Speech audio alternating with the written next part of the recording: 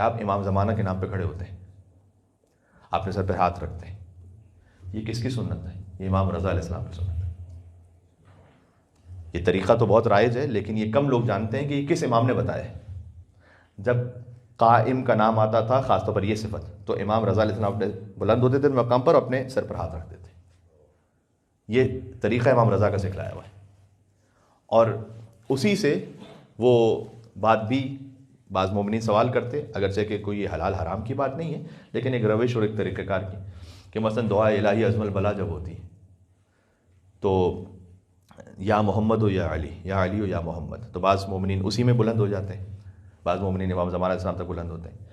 تو ایک سوال ذہن میں آتا ہے کہ جب امام زمانہ علیہ السلام کے نام پر ہم بلند ہو رہے ہیں، تو امام زمانہ علیہ السلام سے بھی افضل ہیں رسول اللہ صلی اللہ علیہ وسلم،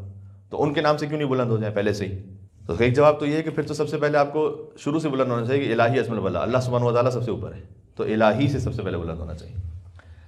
دوسرا یہ کہ یہ جو صفت ہے کہ امام کے نام پہ بلند ہونا، یہ فقط حضرت حجت سے مخصوص ہے، یہ امام رضا علیہ السلام نے خاص تعلیم فرمایا، اور اس میں ایک رمز ہے۔ رمز یہ ہے کہ جب قائم یعنی قیام کرنے والا،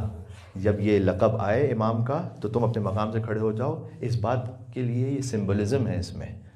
کہ جب امام نے پکارا تو میں اٹھوں گا، کسی بھی حالت میں ہوں گا، میں اٹھوں گا اور پہنچوں گا امام کے پاس۔ اس خاطر ہے کہ خاص مخصوص ہے یہ امام زمانہ علیہ السلام سے، اور یہ امام رضا نے سکھلایا ہے۔ امام رضا علیہ السلام کا بڑا گہرا تعلق ہے امام زمانہ علیہ السلام سے بہت سارے معاملات میں۔ امام رضا علیہ السلام کی چونکہ ایک ہی اولاد ہے، امام محمد تقی علیہ السلام، شیخ مفید نے یہ لکھا ہے کہ امام محمد تقی علیہ السلام واحد اولاد ہیں امام رضا علیہ السلام کی، اور 50 ایئرس کے ہو گئے تھے امام رضا علیہ السلام، اور ان کو اولاد نہیں تھی،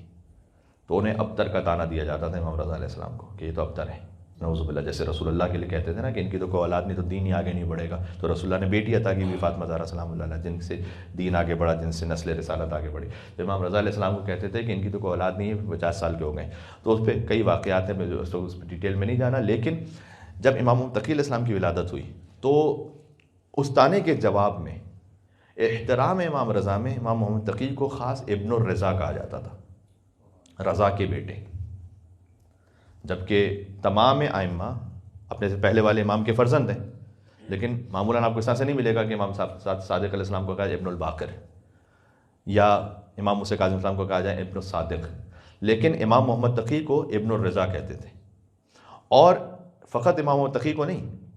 پھر امام علی النقی، امام حسن عسکری، سب کو ابن الرضا کہا گیا۔ تو یہاں علماء نے لکھا ہے کہ بعید نہیں کہ حضرت حجت بھی اسی بات پر راضی ہے کہ انہیں ابن الرضا کہا جائے۔ امام رضا علیہ السلام کے فرزند ہیں امام زمانہ علیہ السلام۔ ایک مل کے صلوات بھیجیے گا محمد، اللہم صلی علی محمد۔ حتیٰ یہ کہ امام محمد تقی علیہ السلام کی پھر جو اولادیں ہوئیں، جن سے نسل سادات پھر اور آگے بڑھی، تو